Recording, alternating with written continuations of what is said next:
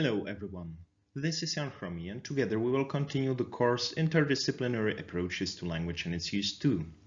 In this presentation we will turn our attention to variationist sociolinguistics. We will discuss the basic principles of this approach to language variation.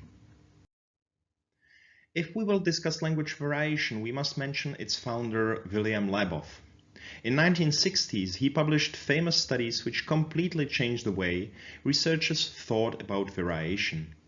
The principles of his approach formed the basis of a new field of research, namely variationist sociolinguistics.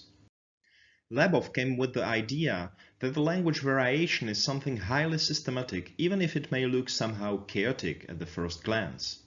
Moreover, LABOV showed that language variation may be easily described using quantitative methods.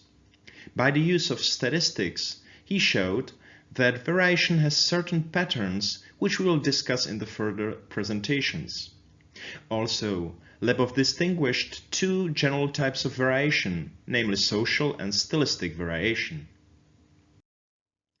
One way how to approach language variation is to look at how are the differences in the language use related to the social differences.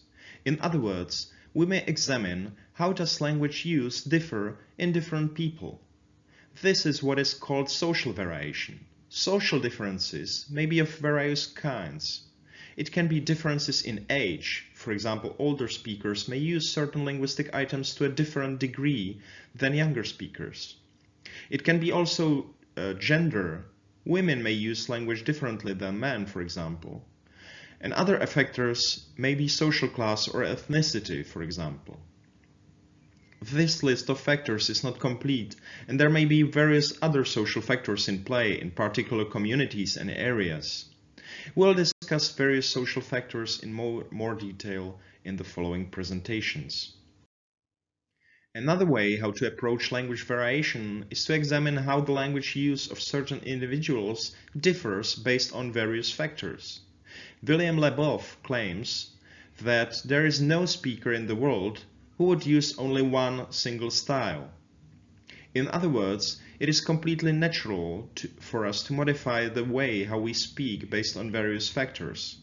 For example, we use language differently based on the degree of attention to the way how we speak. But there are also other factors which influence our style, such as our communicative partners or the situation we are in. Very interesting is the idea that the way how we speak is formed by the formation of our identity.